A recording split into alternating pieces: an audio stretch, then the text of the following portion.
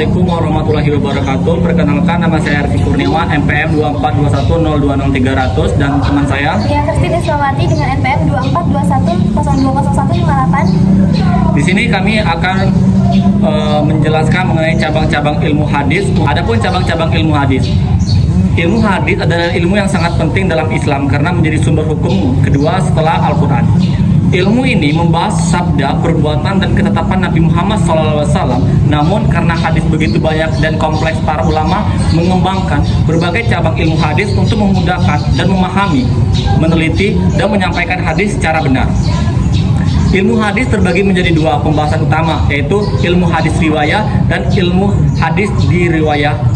Kemudian dari dua jenis utama ini muncul berbagai cabang ilmu hadis yang lebih spesifik. Mari kita bahas satu persatu secara lengkap dan mudah dimengerti. Yang pertama, ilmu hadis riwayah.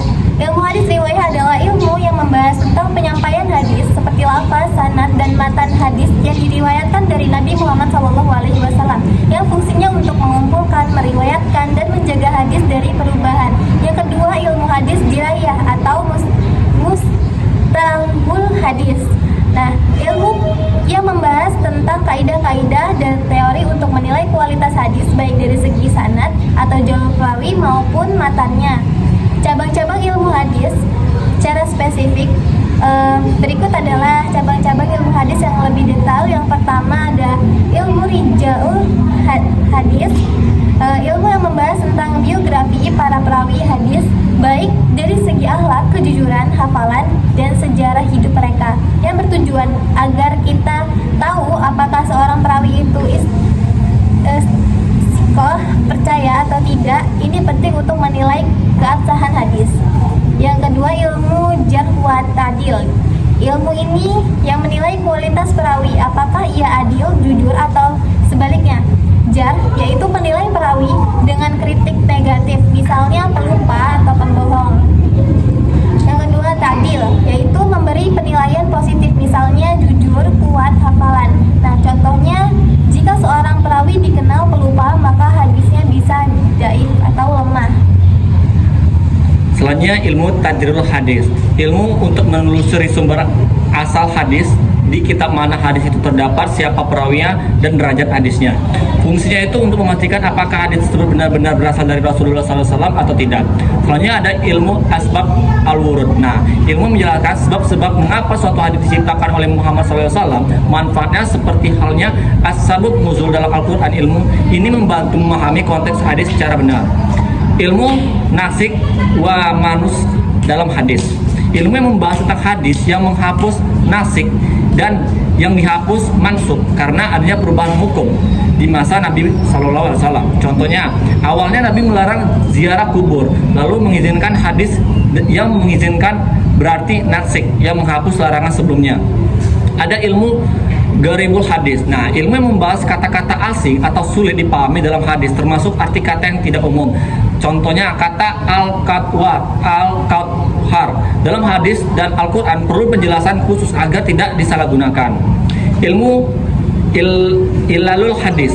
Nah, ilmu yang meneliti cacat-cacat tersembunyi dalam hadis baik dari sisi sanad maupun matanya. Tujuannya agar tidak tertipu oleh hadis yang tampak sahih tapi ternyata ada cacat tersembunyi.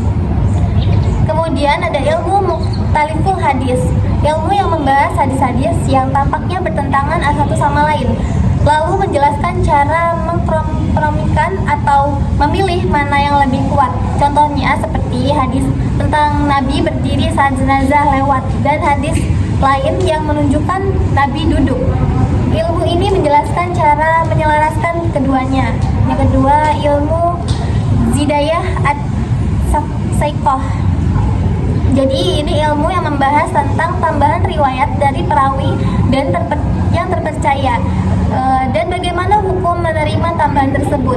Lalu ada ilmu tabaqat al-muhadsin, yaitu ilmu yang mengelompokkan para perawi hadis ke dalam tingkatan atau generasi, misalnya sahabat, tabi'in, dan seterusnya. Ilmu marifat al-sahabah. adalah ilmu yang khusus membahas nama, biografi, dan kedudukan para nabi, para sahabat nabi. Selanjutnya ada ilmu Ma'rifat al-Mudallisin. Ilmu yang membahas tentang para perawi yang suka menyembunyikan identitas guru atau perawi sebelumnya. Tujuannya agar diketahui apakah perawi itu jujur dan menyampaikan hadis atau tidak. Selanjutnya ada ilmu al-Mu'amanah dan al-Mu'amanadah. Membahas bentuk periwayatan hadis dari perawi satu ke perawi lainnya, apakah jelas bertemu langsung atau hanya melalui tulisan atau kabar. Hanya ada ilmu al-hadis al-maudu, hadis palsu, yaitu ilmu yang mempelajari hadis-hadis yang palsu yang dibuat oleh orang-orang tertentu untuk kepentingan pribadi, politik, dan lainnya.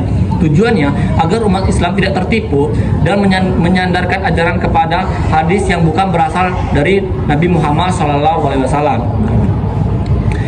Ilmu hadis sangatlah luas dan mendalam. Cabang-cabang ilmu hadis dibuat oleh para ulama agar bisa dipahami, dijaga, dan diamalkan dengan benar.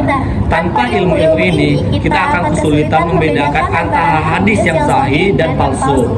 Oleh karena itu, penting bagi kita sebagai umat Islam untuk menghormati, mempelajari, dan mengamalkan ilmu hadis dalam kehidupan sehari-hari.